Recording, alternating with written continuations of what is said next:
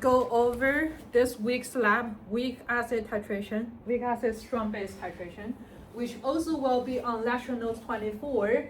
I highly recommend you go over the comparison table on Entity Reader, page 113.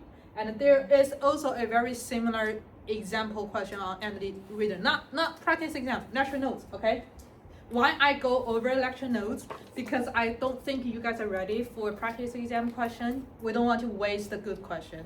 I work through them. So I'll work through the lecture notes example. It's not by math, it's by what this question is doing, what I'm expecting in titration lab. When am I going to use ice table? When I don't. Okay? If there anything else apart ice table I should do in a weak acid titration, when is buffer show up, and what is the midpoint, equivalent point, whatever. Okay, good? So this part will not be math, it's more of concept wise. Okay, when I have 0 milliliter of sodium hydroxide, this is chapter 7. I'll write this. This is chapter 7. Okay, part A is chapter 7, just weak acid. What do we do with Ka? Go to pKa, that's pH. Ka is that. Actually, if you will be able to recognize which acid it is, we will go over in today's office hour already. It's the same weak acid before. It's the same Ka. Okay. Telling you what, if you are able to tell which Ka it is, you probably did enough practice problems, and you should go good for final. Okay. You're not required to memorize those. But usually students, if you practice with this enough, you'll be able to tell which acid it is just by Ka. Yeah. Okay. All right. What's next? So this is, I'm not going to solve it, okay? You have it. Chapter 7 should be in your brain. Okay. What's part B said? Okay, part B. Oh, by the way, do I use ice table here? Weak acid. You use weak, right? Yeah. So ice table.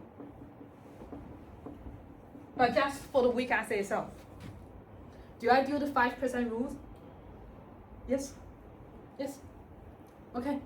So like, what are you talking about? Okay, whatever. Okay, 50 milliliter sodium hydroxide.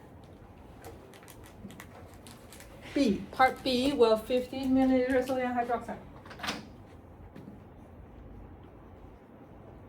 Tells me what? Oh, by the way, sodium hydroxide is in your bureau, okay? Sometimes there are students who finish 2A, they still don't know base is here, acid is here. Some people still swap them. That's really dangerous, okay? Okay, when I have 50 milliliter, I only have 150 before. 50, okay, adding 50 milliliter sodium hydroxide. What's wrong with adding 50? Based on, yeah, go ahead. It's a lot of volume, so. So you cannot ignore volume change. Apart from acid-base reaction, you also have a dilution happens, okay? In my last week's class, I said ignore volume change because I said adding 1 liter. 1 liter is literally not changing because that's 1,000 milliliter. Now, you only have 150 in your lab, you only have 15 milliliter. Adding 50 is a significant amount of adding volume or actually water into it. So this has become a dilution. When I do this, there are 2 steps you need to do. 1, acid base. 100%. Do people still remember? No ice table. But this will tell you after you do the reaction, how much weak left. Okay? 2, dilution. Because you have a new molarity. Okay?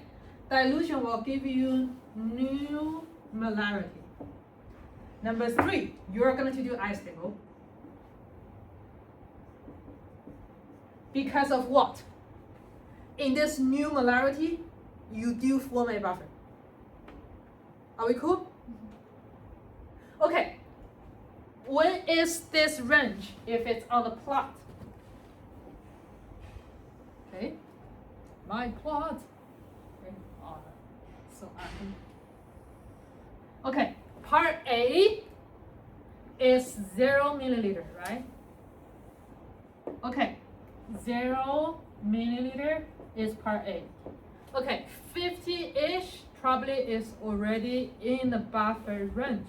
This is part B, pH. Okay, this is this week's lab. Okay, let's. I'll just steal the question. I'll just steal the pH from. Oh, actually, part B is already here. My bad. Okay, I probably will add something in between. Actually, your lecture notes have something in between. Your lecture notes will have something here. Okay, your part B is already here. Okay, I think part B is. Okay.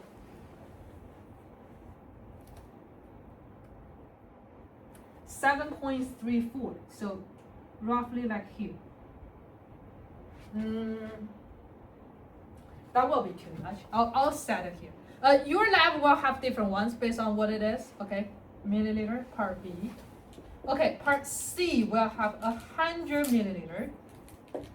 Okay, something like this. Okay, let me see. Yes.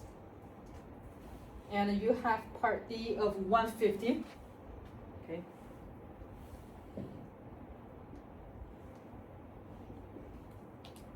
That's part D. So we'll go layer by layer. So part B, okay, part C will have 100 milliliter sodium hydroxide. So this is part B. So part C, you add another 50. Okay. So adding up to 100.